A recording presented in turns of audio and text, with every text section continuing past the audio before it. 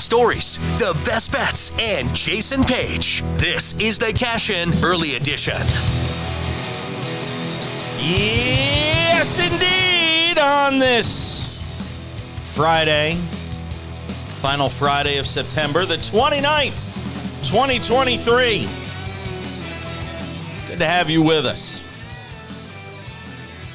Whether you're listening to us on the podcast version of the show or watching us on X at the back page, on Twitch, Jason Page 77, or on Facebook and YouTube, just look for the Cash In. But that's about to change. Quick announcement to start the show with today. We are rebranding the show. Today is the final day that this show will actually be called the Cash In. Beginning on Monday, we will be rebranding the show. You're going to have to listen on Monday. But this is the final day. The show will be called The Cash In.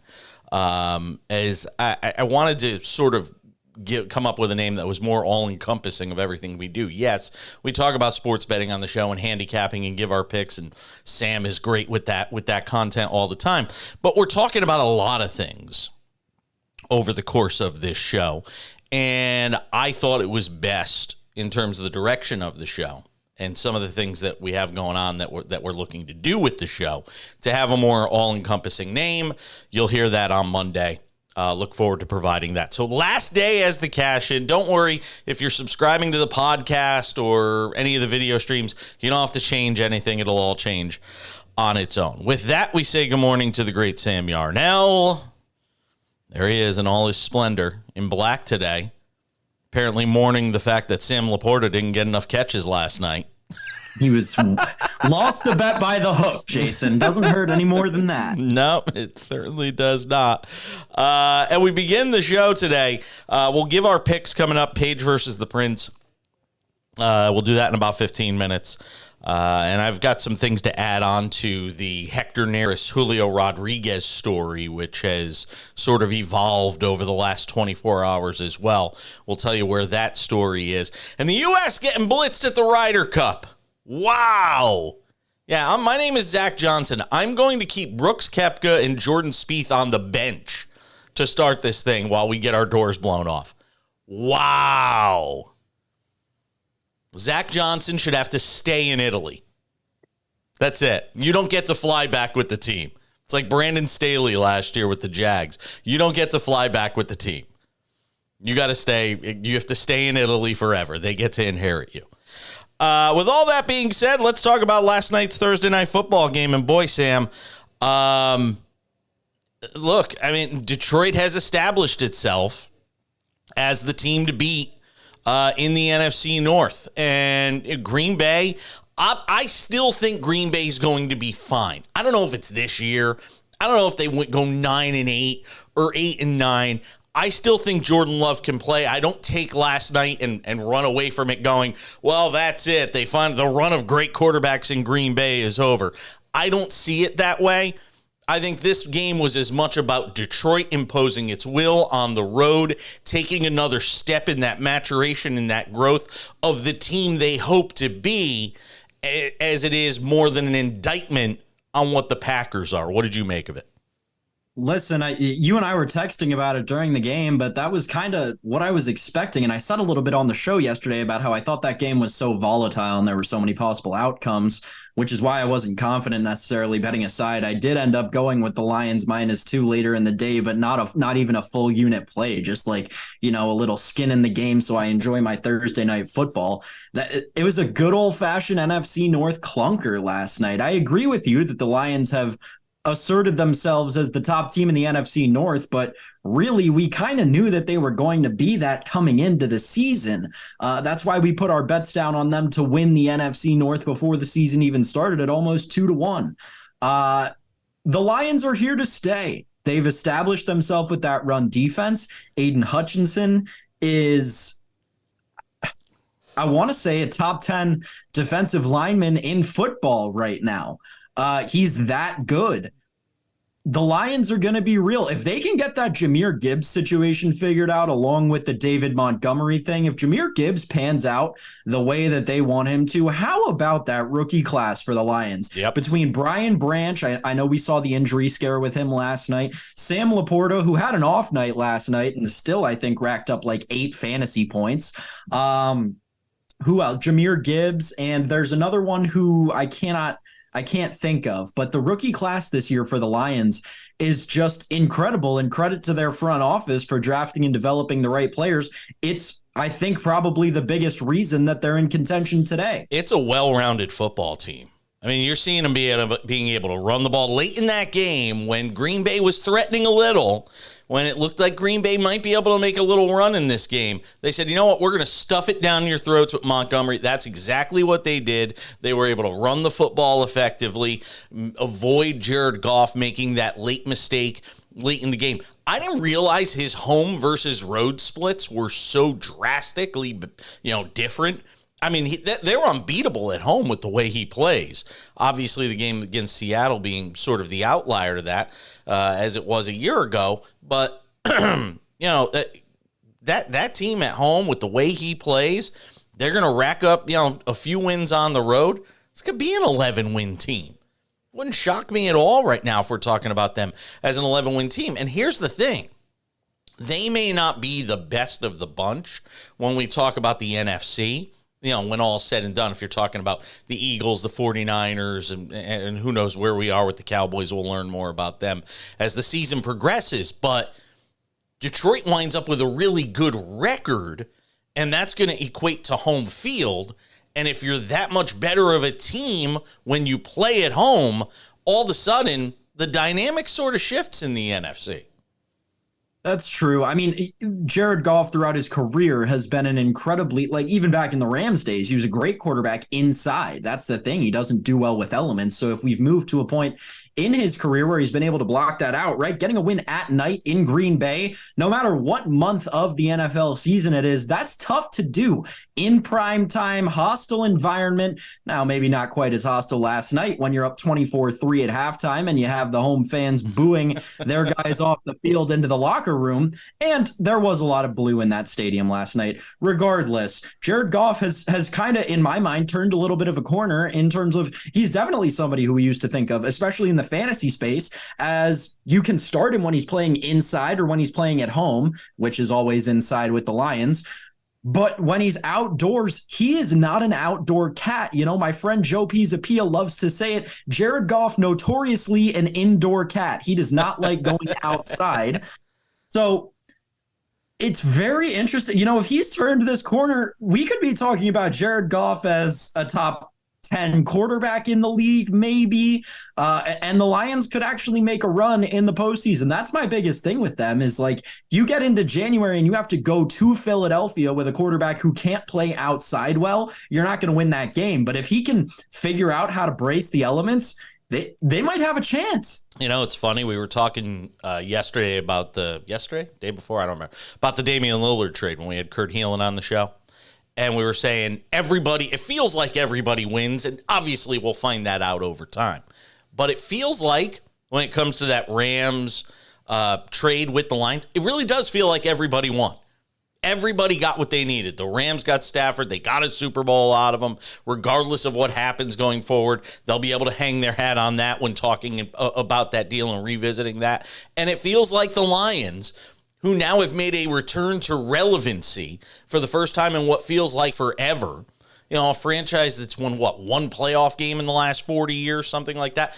I mean, it feels like there is reason for optimism in Detroit. And I heard something towards the end of the game last night.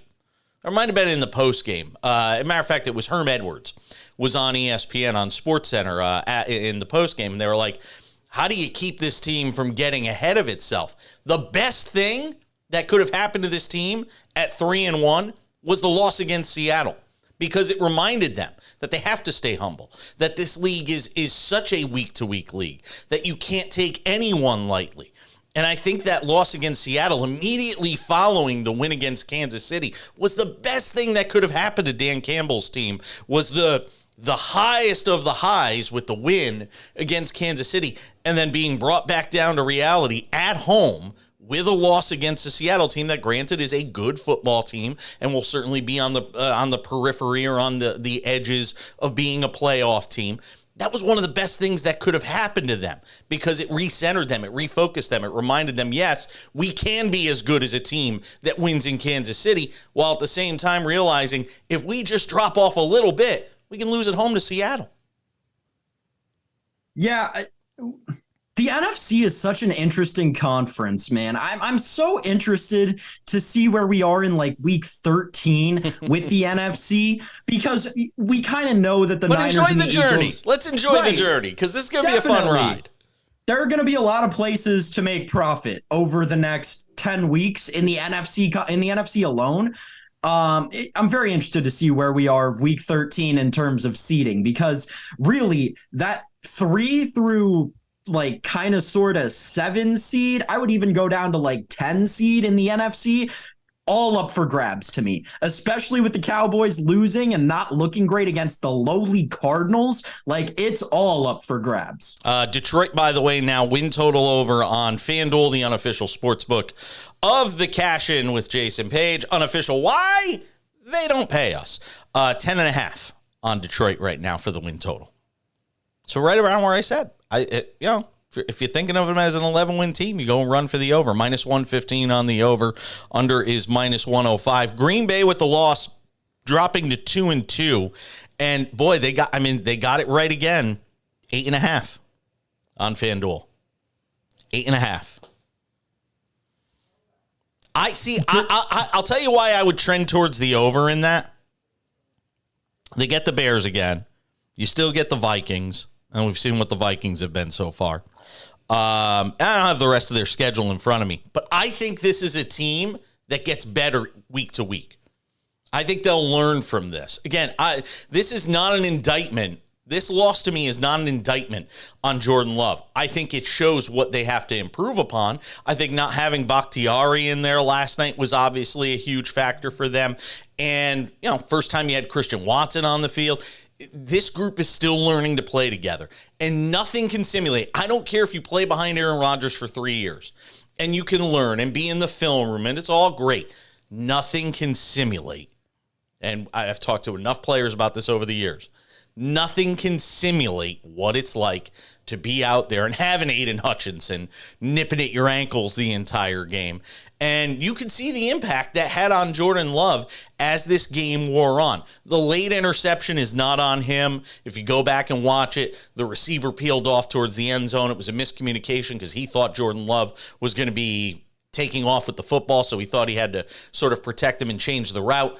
That's not on Jordan Love. They literally, simultaneously, he goes to throw to the original route where the receiver is supposed to be, and then the receiver peels off into the end zone. That's where you get the interception there. I think Jordan Love's going to be fine. What do you think? Do you think Love's going to be okay ultimately? Listen, I think it's too soon to tell. Like, I really fair. do.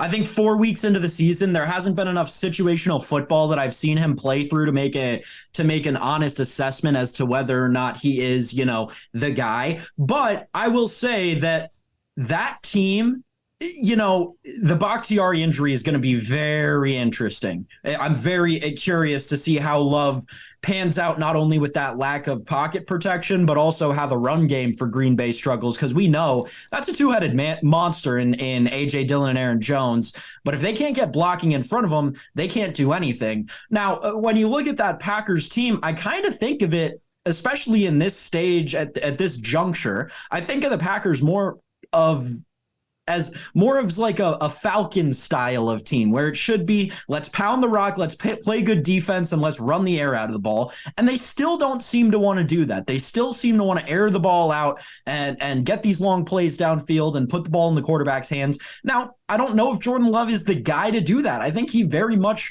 may just be like a Matt Ryan type of quarterback, which is fine. And you can win games and win playoff games with that. But they just need to recognize what they have. I don't know. I feel like there are people in the Packers front office who know a lot better than I do, because they watch him do his job every day. Packers are plus 116 to make the playoffs right now. And if they can change their offense around a little bit, I might buy on that. Yeah, it's an interesting number at 116. Yeah, it'll be fun to watch them as we continue to go throughout the season. All right, it is that time of the program on a Friday because we don't get to keep Sam for the entire show today. One of the favorite things we do on this show every week is try to provide you with a little knowledge as it relates to picking your NFL games. Sometimes we do better than others. This week, we will try to do our best. It's that time, ladies and gentlemen. It's Friday, and that means it's time for the weekly face-off for sports betting bragging rights. It's Paige versus the Prince on the Cash In. Yes, it is. 2-2 last week for yours truly. 5-7 for the early going. Sam is 2-2 last week. 6-5-1 for the early going. He has donned the red shades. I've taken some liberties this week. I'm going to pick first, and we'll see how we do. Because last week I lost 2 of my picks listening to Sam's picks, so I had to scramble. I still went 2-2. One of which was a loser. Yeah. See what happens? All right. I'm going first this week. Let's get it started with the Jaguars at home, -3 against the Falcons. Look, simple.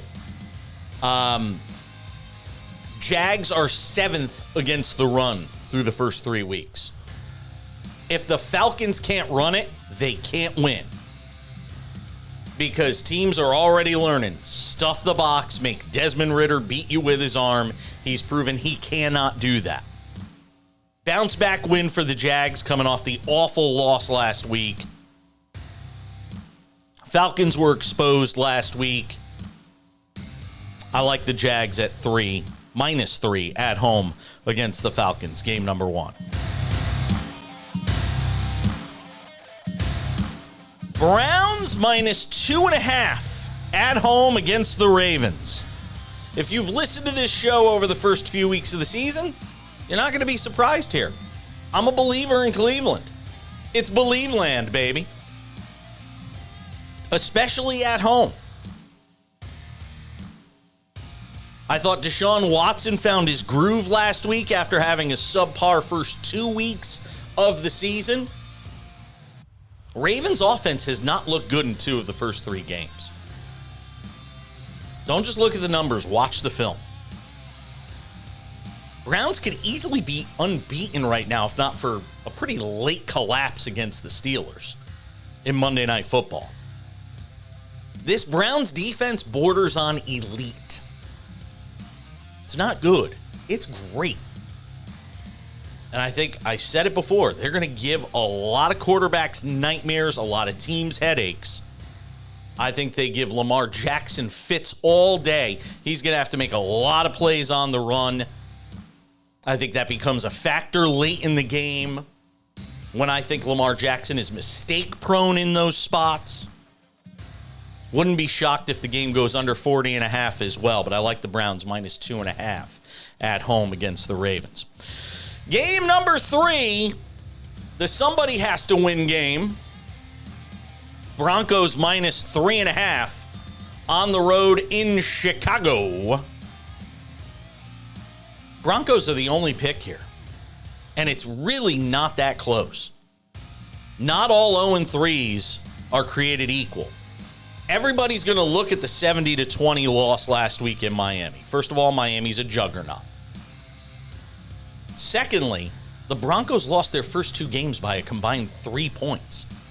This is a team that's been competitive. I think they win by 10 this week. This might be the best pick of the week. They're vastly better up and down the roster. They're vastly better when it comes to coaching. They're vastly better when it comes to the quarterback position.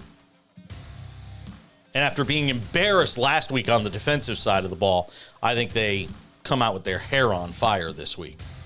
Chicago hasn't been competitive thus far, and I don't see anything that's an impetus for that to change. It's the Broncos minus 3.5 on the road in Chicago. Game number 3. For game number 4, there's only one place we can go, baby. I'm even going to go to the 2-shot here just so we can see Sam's reaction. Dolphins in Buffalo to take on the Bills, the game of the week in the NFL. Dolphins plus 3. Run, don't walk to your nearest legal bookmaking institution. Listen, you ride her till she bucks or you don't ride at all. Dolphins have been beasts through the first 3 weeks. And this will probably be one of the 3 times this year for the rest of the season that you can get Miami as an underdog. There's probably only going to be 2 more games where you can get them as an underdog. You have to run to those opportunities. It's like when the Yankees were at their greatest. When you can get the Yankees at anything close to like even money, you do it. And you can get the Dolphins this week as an underdog, you do it. Like I said, you got to go with it. I mean, you're 3-0 if you've gone with them the first 3 weeks. This is the week I think they put the final stamp on being the team to beat in the AFC East. I think Miami runs the ball a bit more this week. Miami has to run it a bit more this week. Buffalo's been average against the run. I think that opens some things up in the passing game later. And Miami plus 3, the pick in Buffalo. Bonus pick, if you like it, over 53.5. So the picks for this week, the Jaguars at home minus 3. The Browns minus 2.5 against the Ravens. The Broncos minus 3.5 in Chicago. And the Dolphins plus 3 in Buffalo. Page's picks. Page versus the Prince. Week 4 in the NFL. Hold on. Sam Yarnell looks like he's got some breaking news. What's up? We have line movement in that Baltimore-Cleveland game while you were talking about it. Oh. It was at 2.5.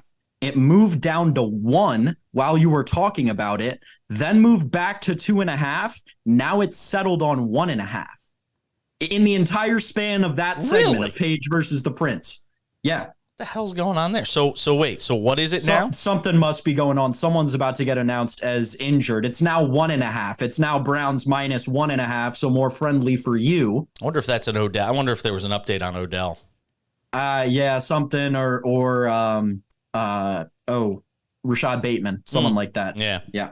Okay. Another thing, just really quick, just got to throw this in there. Sure. I think since Tua started his career, the Dolphins have beat the Bills one time. That one time came last season by 2 points when the Bills were standing on a 120-degree sideline in Miami. That was a great game. That was one of the best games. It was a horrible game. That was great. And if you'll remember correctly, just to your other point about the Dolphins never being favored, last season against the Bills was when Tua was exposed as an injury bag who will never stay healthy for his entire career. This season is when his career will actually end, and it'll be against the Bills, whether it's the first or the second game. And every game after that for the rest of the season, you're never going to see the Dolphins favored again. So once Tua gets injured, they'll never be favored again. Just wanted to put that. This pipe dream of a Tua injury that you have is fascinating to me. I've never seen somebody more hellbent on predicting somebody's demise as I am Sam Yarnell,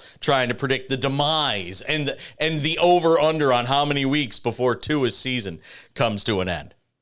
Here's the reason why, because I've never talked about this on the show. The reason why is Kyle Orton. Kyle Orton was supposed to fix, not Kyle Orton, Kevin Kolb. Kevin Kolb was supposed to fix all of the problems in Buffalo. And after his one good season in Arizona, the Bills traded for him. He got a concussion in the preseason and never played a regular season game in a Bills uniform. When quarterbacks get these kinds of injuries, they never recover from them. Tua will be the next in a long line of quarterbacks this will happen to. Now to the winners. Here he comes, ladies and gentlemen. Here he comes. Lot of chalk on the card this week. I hate this card this week in week 4 of the NFL season. All right, first, the Eagles, minus 8.5 at home against the Washington Commanders.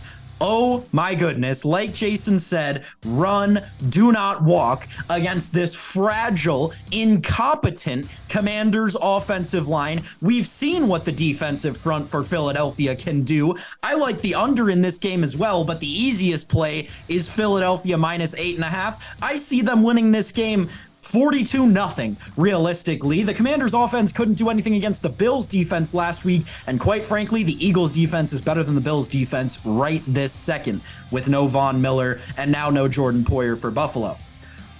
Eagles -8.5 at home against the Commanders. Give me the Birds at the link. Second pick, the chalkiest one in the book.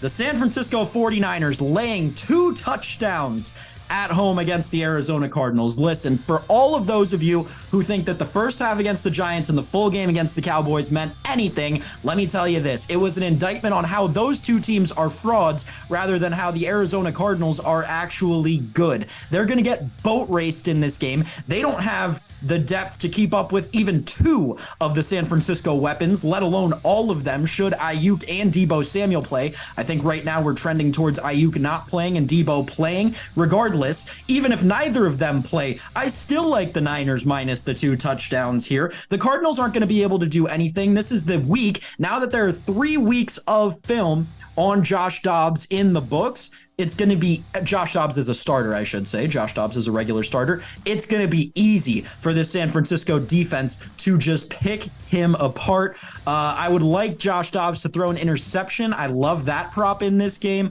I like the San Francisco defense to score a touchdown in this game, but the play of the day in that one is the Niners -14. All right, to the totals. First total's a little bit of a weird one. New Orleans and Tampa Bay over 39.5. Now, it's a low number, so we don't have a lot of work to do, but I also kind of am starting to trust both of these offenses just to get us to 40 points in a game. Derek Carr has not looked terrible. Chris Olave is electric, and Michael Thomas, hey, he might be all right too. Not to mention they get Alvin Kamara back in that backfield this weekend with Kendre Miller, who might be an electric rookie, still yet to be determined on that. And then on the Tampa Bay side, right, we talk all the time. Mike Evans is a Hall of Fame wide receiver. Chris Godwin is a very good wide receiver. Baker Mayfield is a quarterback who can win you games when he needs to. He can definitely put up points. I love the over 39.5 in New Orleans, Tampa Bay this weekend. And my final pick comes from a game that Jason picked from as well, the old toilet bowl we've got coming up this weekend between Denver and Chicago. And the pick has to be under 46 in this one. The Chicago offense can't do anything. They showed us that in their last 2 games, quite frankly. And the Denver offense, they got to 20 points against Miami when they had, I think, double-digit possessions. So the Denver offense can't move the ball. Neither can the Chicago offense. And Justin Fields, man, they might have to use both of their top 10 picks on 2 different quarterbacks in Caleb Williams and Drake May this upcoming offseason just to try and have a quarterback competition, and maybe they'll hit on one of them. I don't know what the Bears are going to do with the quarterback position. This game is going under 46. There's no way these 2 teams put up a lot of points in this one. Give me the recap. Eagles -8.5. Niners laying the 2 touchdowns. New Orleans, Tampa Bay over 39.5. Denver, Chicago under 46. I'll meet you at the window, Jason. I wonder if it's a certainty. Is Derek Carr definitely playing? Oh, he has that shoulder injury. Well, listen, if he's not, look, I think you're right either way. By the way, I think whether Jameis Winston, yes, he can sling it around. I still like the pick either way. I just don't know if it's a certainty whether or not Carr plays in that game. Obviously, keep an eye on that as we get to Sunday. I might like it more with Jameis Winston because then you bring in pick sixes into play and everything. I love it. That's Sam Yarnell, ladies and gentlemen. Catch him on X, also known as Twitter, Sam_Yarnell. Have a great weekend, my friend. We'll do it all again on Monday. Yes, we will. Hopefully we're talking about 8 winners on Monday, Jason. Hopefully. Sam Yarnell, ladies and gentlemen. Good to have him hanging out with us on the show today. And that is Paige versus the Prince. Always fun talking with Sam. I call him the future. He is the future of wagertainment. The dude is really good at what he does. Love having him on the show as a part of it. And again, big news coming on Monday. We will be revealing the new name of this show. We will be rebranding the Cash In with Jason Page to sort of reflect the all-encompassing sort of vibe of the show. Yes, we talk about sports betting. We get into the handicapping side of it and all that, but we talk about a lot of things on this show related to sports. And I think by calling it the Cash In, people might just think it's only about sports betting. And I didn't want to do that. There's plenty of shows out there that are just that. And sometimes we have interviews with analysts and insiders and former players and current players and all of that. But I thought that this was something we needed to do. So on Monday, make sure to tune in. You'll hear the new name of this program. All right. Couple of updates before we say goodbye, because we do an abbreviated show on Fridays with the picks and the fact that Sam's only here for a couple of segments. A couple of things I want to get into. One, on the Hector Neris, Julio Rodriguez thing.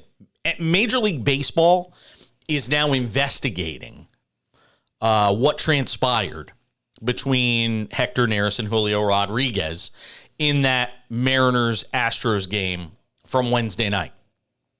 They're investigating what Neris said beyond him just walking towards Rodriguez after striking him out in a big spot in that game. They're looking into, and there is an allegation or there is some conjecture about what was said. And there is some talk that perhaps a homophobic slur was yelled in the direction of Julio Rodriguez. A couple of things you need to know here.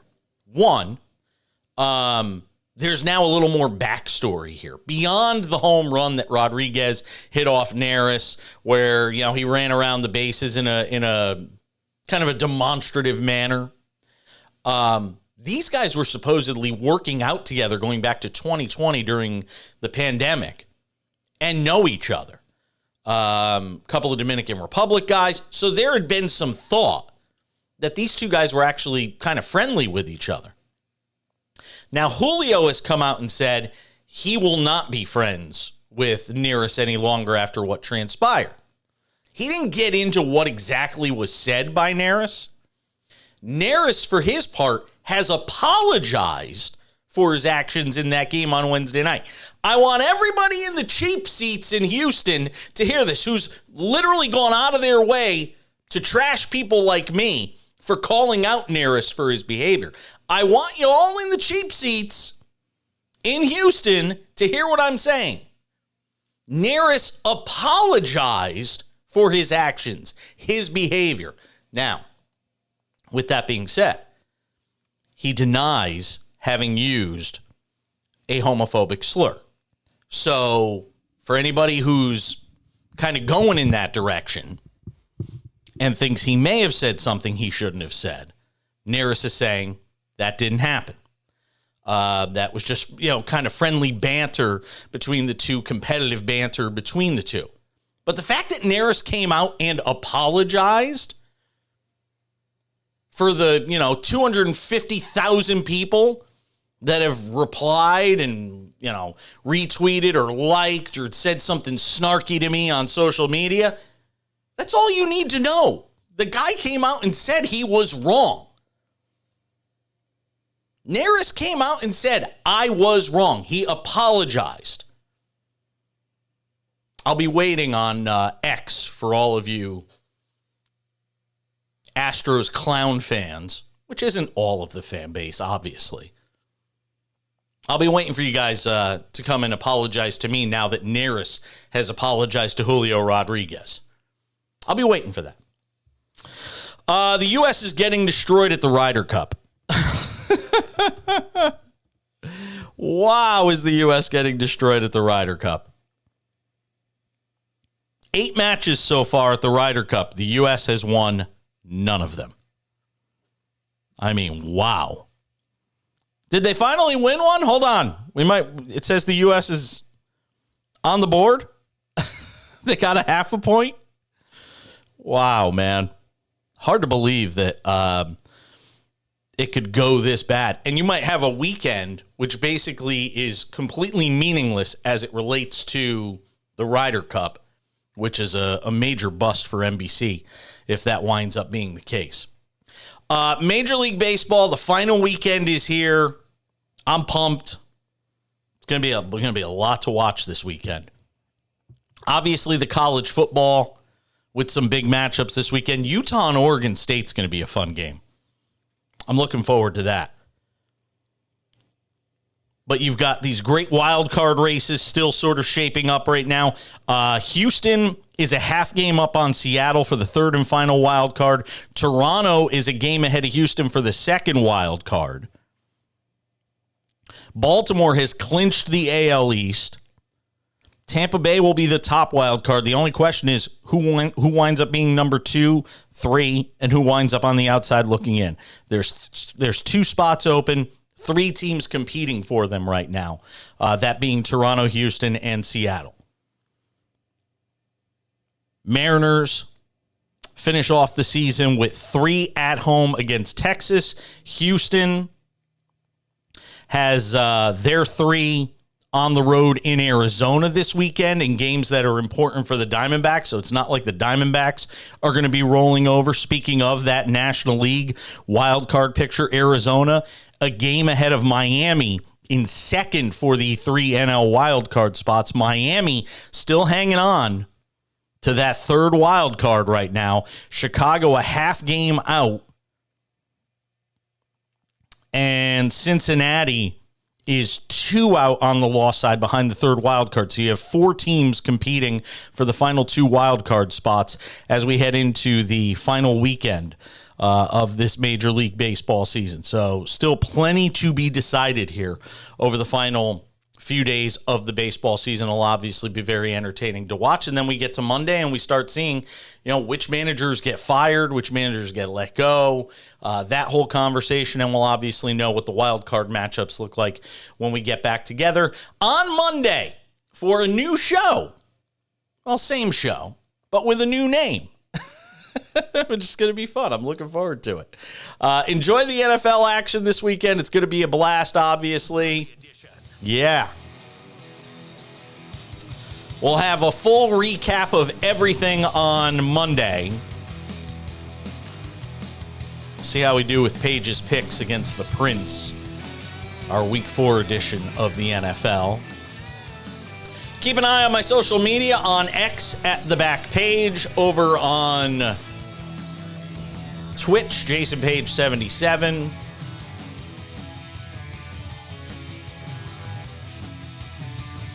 Be a lot of football to watch this weekend. Just going to be glued to the couch. For Sam Yarnell, I'm Jason Page. We'll catch you back here on Monday. New show, new name, same content. We'll see you then.